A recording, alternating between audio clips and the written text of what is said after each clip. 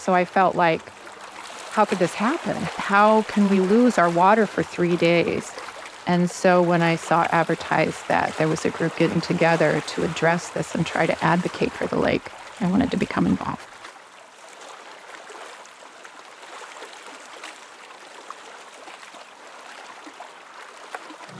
The governor of Ohio has declared a state of emergency in and around the city of Toledo. They're being warned not to use, drink, cook, even boil, amazingly enough, the tap water. There's a mad dash on right now to stock up on supplies. The National Guard on the scene filling giant tankers with fresh water to give away. ABC's Lindsay Janis is in Toledo covering it all for us tonight. On Saturday, August 2nd, 2014, a toxic algal bloom parked itself over the city of Toledo's water intake crib in Lake Erie, causing Toledo to warn over 400,000 customers not to drink, bathe in, or clean with their tap water. Area grocery stores sold out of their stock within hours of residents waking up to the news, leaving many residents to wonder how they would find water. Volunteers from neighboring communities sprung to action to bring residents whatever they could, and by midday, the National Guard had arrived with trucks of fresh water. Well, we've been up since 8 o'clock this morning looking for water. There was no water on the north side of Toledo. We waited an hour and 15 minutes. And what'd you get? Nothing. It was all gone. What's that make you feel like? Well, I don't think you really want to know. Brushing teeth, we use 1 bottle of water, everybody. We share it till we use it up, and then we're trying to use it sparingly because we don't know how long this is going to be for. You know, I'm sure I heard it on the news, or I know someone texted me as well and said, you know, you can't drink the water, you can't bathe in the water. And then I had relatives from St. Mary's who had already been through this crisis because Grand Lake had been through it, call and say, I hear you're in a water emergency. Is there anything that we can do to help? And it was at that point that I could see that people were going all over the place and buying up all the bottled water. People were getting all the water from Bowling Green and Findlay and farther south. And St. Mary's is a little farther south. It's the line are a little farther south than that. So they were collecting water for us as well. And my husband, on the way home he was in Bowling Green at that time, he stopped with a friend and they were given the permitted number of cases of water.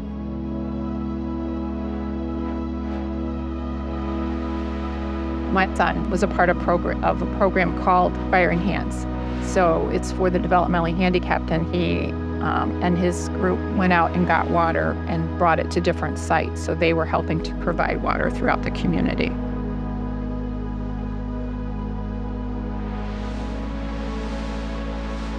I'm originally from a small town a little south of here, St. Mary's, Ohio. It used to have one of the largest man-made lakes in the world. It was built by hand as a reservoir for the Erie Canal. In about 2010, we were going to have a family reunion. All of a sudden, we had to call it off because there was so much algal bloom in that lake, and the fumes coming off the lake were causing people to be sick. Their eyes were burning. People were no longer allowed to go into that lake. I remember going to sleep one night, and there were no issues.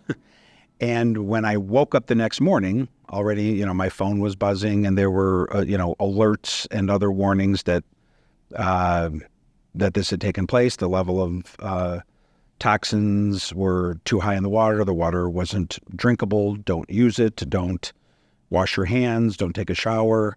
It might be silly, but my personal memory, I remember that coincided with us as a family getting we got a rescue dog that very day. Zoe is her name, and so that was Zoe's first day home. And I remember, don't put any tap water in the bowl.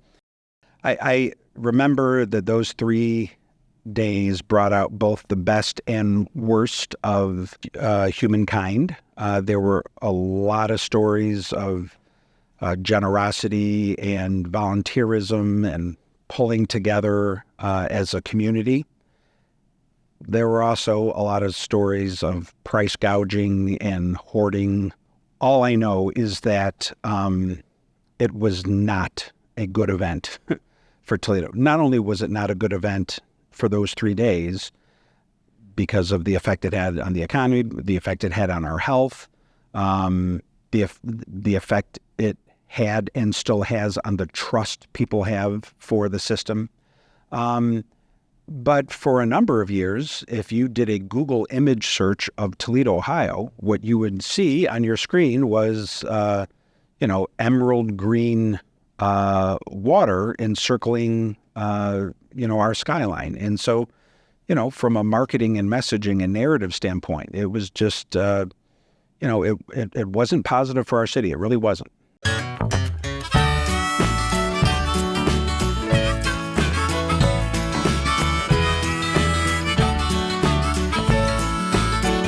She thinks I'm a little lazy. I think she's a little crazy.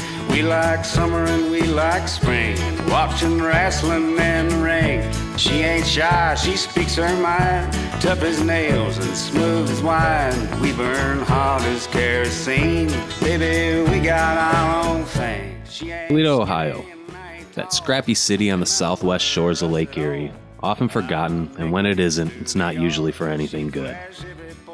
Yes, Toledo has all the normal problems that cities face, but it also has a lot of brilliant do-it-yourself-minded people that have pulled together to build a vibrant, multicultural city. During the early 2010s, after decades of decline, Toledo was once again on the upswing, in large part to programs and policies used to combat the Great Recession. Auto manufacturing made a resurgence in the city, as well as development of a strong presence in the solar industry. Downtown Toledo became a popular hub for entertainment, and once empty buildings were being converted into loft apartments to accommodate a surging demand to live downtown. And the city itself became a canvas for artists to cover with colorful murals. I even like my mother-in-law. She's my backwoods beauty queen. Baby, we got our own thing. We got our own thing. We don't need no rain. We ain't rich, but son of a bitch, we're a hillbilly king and queen. Life don't seem so hard with you beneath the stars, 'cause we're growing 4-leaf clovers in the yard. Yeah, we're growing 4-leaf clovers in the yard.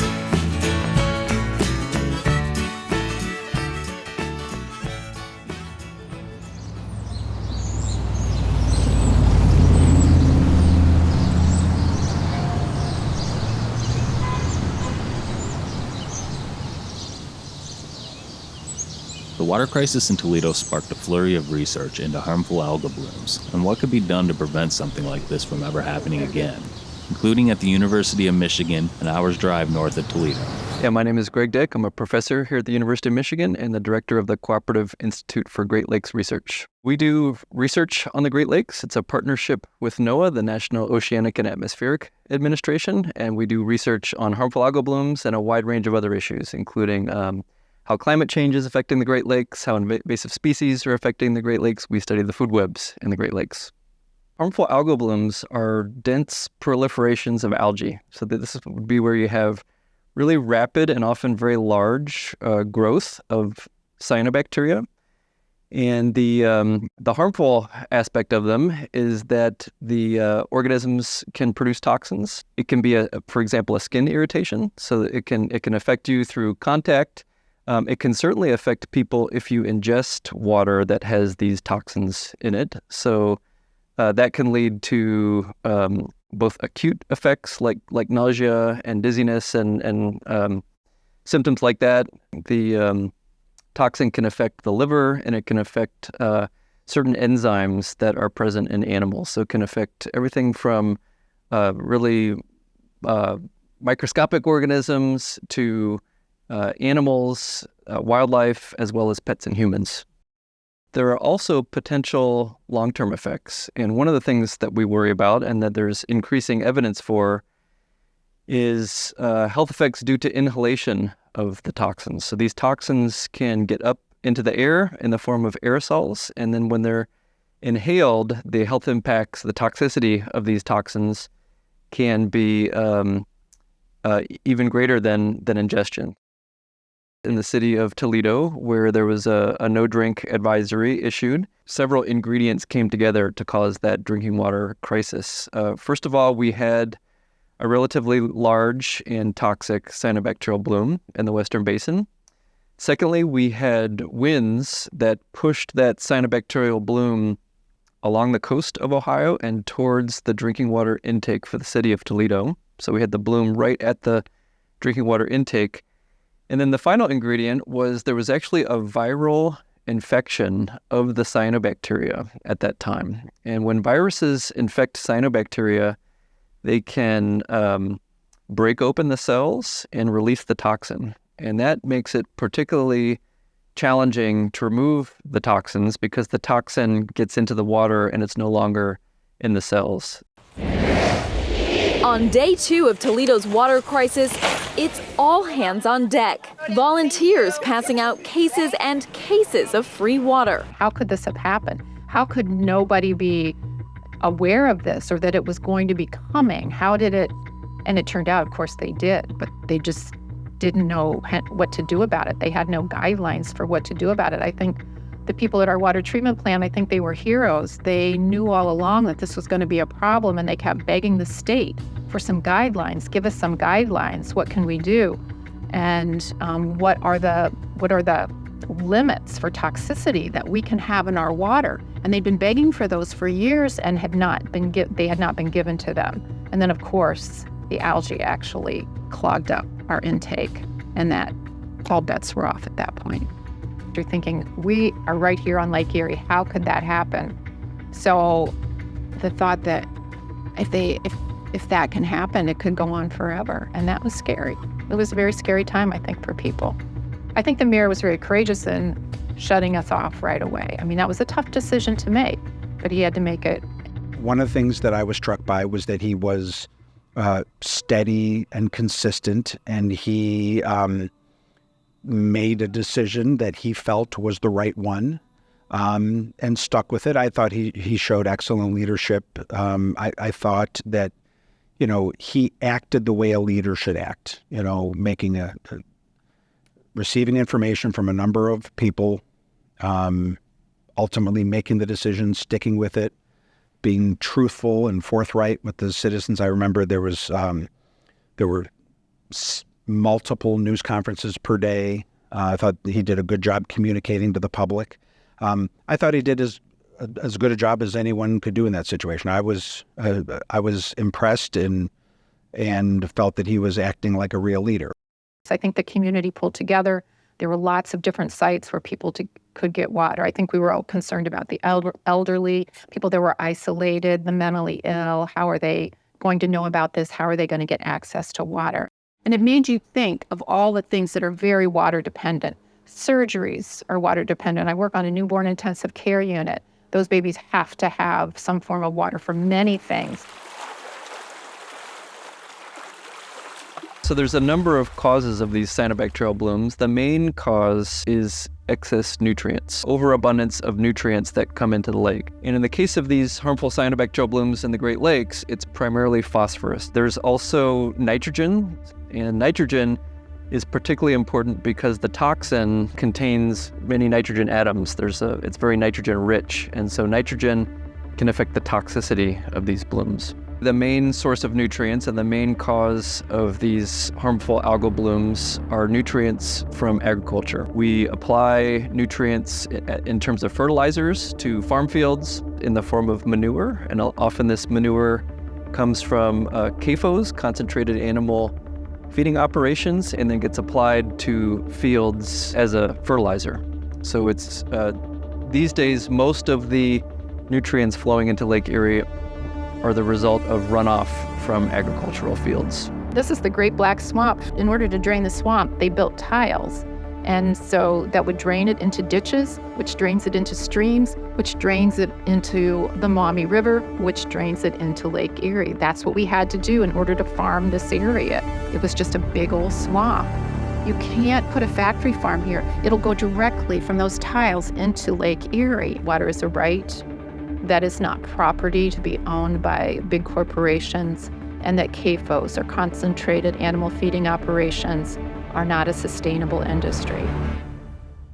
We haven't done much. In fact, I don't think we've done anything to get to the source of the problem. and that is these CAFOs, the agricultural runoff. What's maddening about it is there is no doubt what causes it. The Ohio EPA itself has produced study after study that says, well, it's somewhere between 88 and 94% is caused by, okay, well, if you know that there is something that is causing 90% of the problem, you might think you'd do something about it, but they haven't. I don't think a single CAFO should be approved going forward, or at the very least, there should be a moratorium until we can start to turn the corner and make some progress on improving the quality of the lake's water. But instead, the exact opposites happened. They've approved 50 new ones. For example, in Williams County, there's a 3,900 cow dairy farm. And that dairy farm in a year produces as much manure, poop, as Sylvania, Perrysburg, Maumee, Defiance, and Fremont put together, as if you and I and everybody in those suburbs and those cities went outside and pooped every day and just let it run into the gutters and into the streets and then out to the river. Well, we don't do that. Our water treatment plants, they filter that water. They make sure it's clean. So we do that because we don't want our poop going into the system. What is the difference between our poop going into the water and all those cows and all those pigs and all those chickens, which include hormones and antibiotics and all kinds of bacteria that we can't even name, going directly into our water? And that's what's happening every day. Just one farm in our watershed is sending that much manure directly down into our water. The state just continues to approve and continues to look the other way as they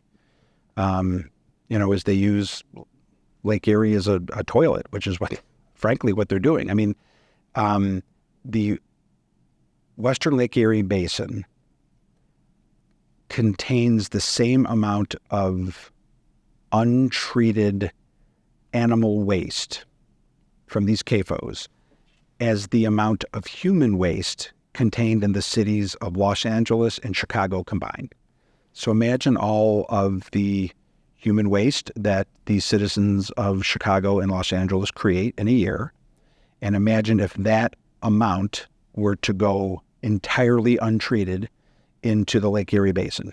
That's what these CAFOs are doing to us, and the state has done literally zero to do anything about it, which is why 10 years after the water crisis, our water is just as polluted as it ever was. Not one molecule of improvement, essentially. So what is a CAFO? According to the Clean Water Act, a CAFO, also known as a concentrated animal feeding operation or factory farm, is defined as an industrial farming operation with either 1,000 or more cattle being raised for beef, 700 or more dairy cows, 2,500 or more pigs, 125,000 or more chickens being raised for meat, or 82,000 or more egg-laying hens. Animals are confined in close proximity with each other, and more often than not are unable to move or even turn around. These facilities create a staggering amount of animal waste too, which then needs to be disposed of. The state of Ohio began a program where farmers are paid $60 an acre to spread it on their fields as fertilizer. However, this incentivizes them to overload the soil, which then runs into ditches, streams, rivers, and eventually Lake Erie whenever it rains. Today, 400,000 people in Ohio and Michigan were told that the water is safe to drink. It was contaminated over the weekend by a bloom of thick green algae. Adriana Diaz is in Toledo.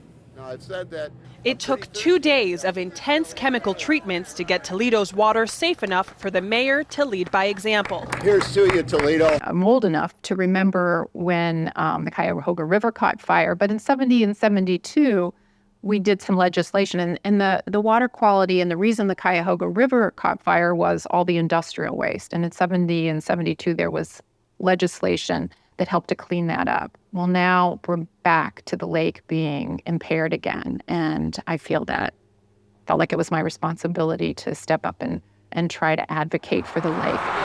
Yeah. Some of the stuff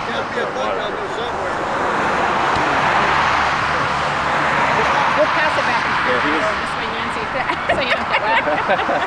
he was asking about it. You know, we do a lot of protesting outside of big events with homemade signs and protests and marches and hanging outside of judges' buildings and writing letters and talking to our congressmen. We do all kinds of things like that. And so when I go to these meetings, I can get really discouraged because, you know, you'll win something like Lake Erie Bill of Rights and then they knock it down.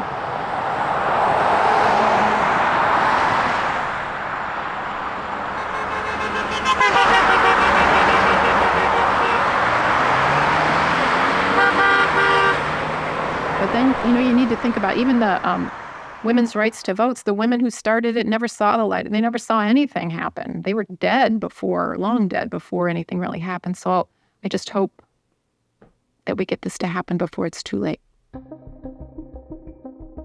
The first and best option for mitigating these harmful algal blooms is to reduce the amount of nutrients going into our natural waterways. And there's really two ways to do that. One is you can use what are called best management practices, or at least good management practices for applying fertilizers to fields. So this would include things like not applying too much fertilizer, not applying fertilizer to uncovered ground in the winter when it's going to run off quickly, not applying fertilizer just before a big thunderstorm. I think our biggest thing is for Lake Erie advocates, ban CAFOs. It's not a sustainable industry. It's never been a sustainable industry. Right now, we are subsidizing CAFOs to dump milk. We're subsidizing them tremendously to do what they're doing so that they can stay in operation because they don't provide anything of value. But it's big business. There are also good management practices for removing the nutrients from water. So this would include things like wetlands. Wetlands are fantastic natural filters that remove nutrients from natural waterways. And in fact, much of this region, the watershed for Lake Erie, used to be one big wetland that we call the Black Swamp, a swamp area that slowed down the water flowing into Lake Erie. And the vegetation in that swamp would be really effective at removing nutrients before they ever got to Lake Erie. H2 Ohio is a way to naturally filter water. You know, we're asking that we just do away with CAFO so we don't have to filter the water. They're trying to create natural buffers, redo wetlands. All those things will filter water, but they can't clean water at the rate that it needs to be cleaned for the amount of poop we're dumping into this shallow watershed. But it is just an unfair kick in the gut that our state government, certainly the state EPA, state legislature, has done nothing to help us address this problem. What is different now, 10 years later, is that now this water, choked by algal blooms and polluted by toxins, passes its way through really one of the most modern, updated water treatment plants in the country. We have made over $500 million of investments at the plant. Now we can say that while we still have a lake water problem, we don't have a drinking water problem. There is a huge demand for this homegrown beef. And I'll brag to you, there ain't nothing like sitting down on a nice summer evening on a Saturday with the cold Coors Light and while my wife is barbecuing a steak on the charcoal grill, you know. Now when we go back, I'll shut that red gate, so therefore these cows cannot no longer get to the barn. But they have continuous water supply there. They obviously have plenty to eat. They love it in the shade. You can see where they're at already. They love it there. I may not see these cattle till December. What we have done here, the government has a program, it's called EQIP, and it's all about water quality basically. And they have a program. I had to jump through some hoops, went through some seminars, but you go to them things with an open mind and you learn a lot, which I did. Long story short, I did this whole project, the fence, the building, the lanes, and the government will pay you X amount of dollars to do these things for water quality reasons. So I'm all for it. My dad was a big farmer back in his day, and he was like the phrase, he was country before country was cool. He was all about erosion, water quality, before anybody else really gave a crap, you know. And that's kind of where I get it, and I'm all for it. The government paid for, the EQIP program paid for that part of my building, the storage. I designed the building, I designed the fence, everything here I designed and we built, except for the fence. I hired that done, and the guys did a wonderful job. But now you see it full of round bales. Come winter, when they want you to store your manure to keep the rain from hitting it, runoff, that will be full of manure. And I won't spread it until spring, basically. And we can spread in the winter as long as we're spreading like on a pasture where there's a growing crop. But I still try not to do that if I don't have to. And that's where your cover crops come into play. Cover crops, exactly what Tony mentioned earlier. It's the exact same thing. We have neighbors across the road that are the most wonderful people on earth. They let me spread all my manure on them, and in turn they give me free straw. It's great, it's a wonderful deal. But they also will purposely plant cover crops for me to spread my manure. I mean, we take from the land, so we try to give back to the land too. You know, we're all, you know, whether you live out here, you know, in the middle of nowhere, you live, you know, in the city, whatever, we're all part of it, whether we want to be or not. I want to show people how we do things, you know, and we're not, you know, us as farmers and producers, we're not out here just trying to, you know, take everything from the land. We want to put back into it as well, because we've got, you know, we live out here. This is our home. And, you know, nobody wants to see us just running into the ground, us being first in line there too. So the sad reality of it is, though, that we've got 7 billion people on this planet, 7 billion people that we got to feed. 2% of us are providing the food for that. In some sense, we need factory farms in order to feed those people. You don't have to like it, but it is a reality that we have to face. There's less and less people my age that are coming back, that are moving back to the family farm and kind of carrying that on into the next generation. I have one daughter that's probably going to be the only child that my wife and I have. I want to expose her to this as much as we can.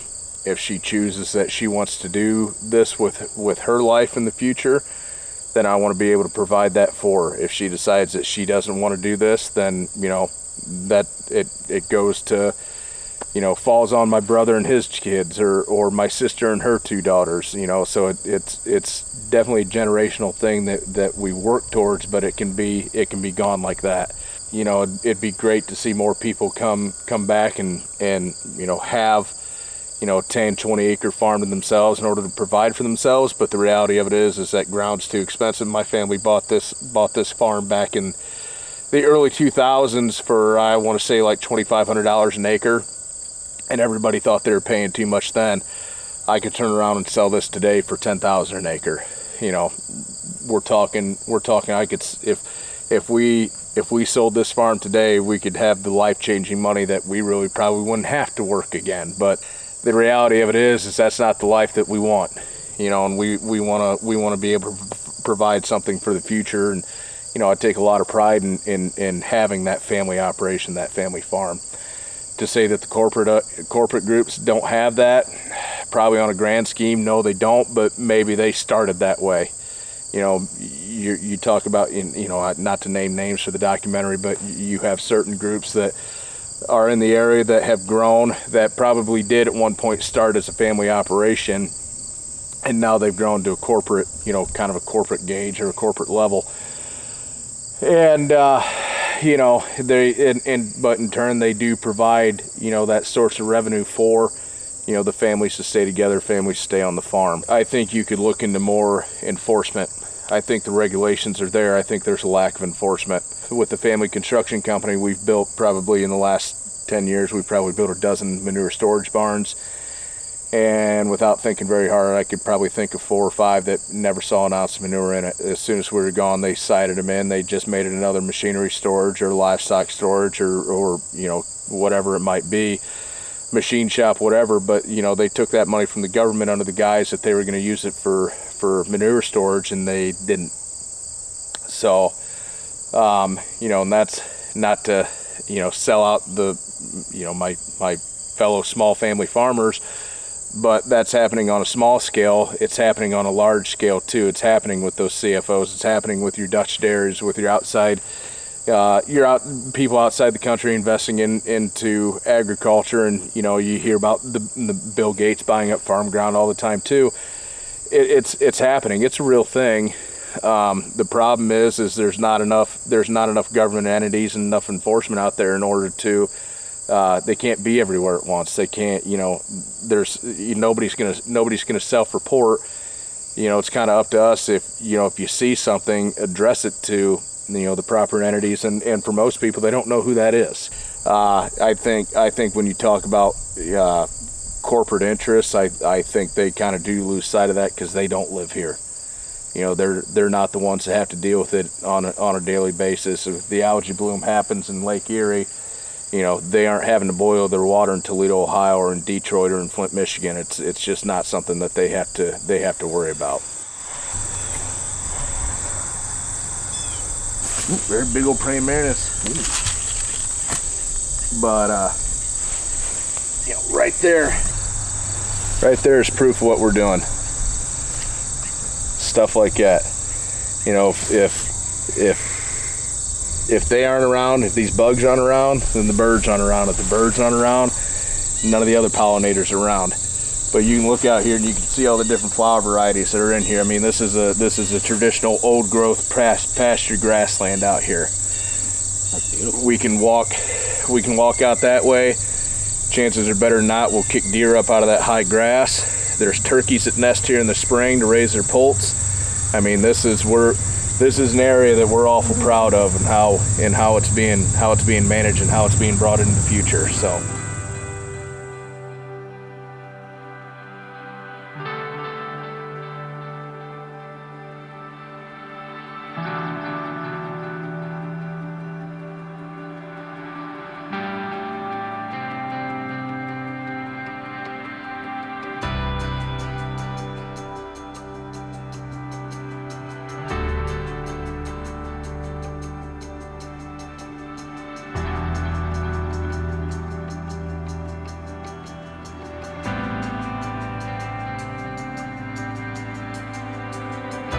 I think about that when we're holding signs up at places like, what is this ever going to do? No, I don't know.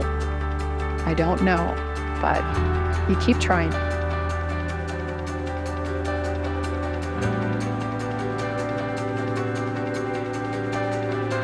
My hope is that society recognizes the costs of these harmful algal blooms, the costs in terms of cities like Toledo having to spend a lot of money on drinking water treatment systems, the costs in terms of human health, and those costs in some cases we don't yet fully understand.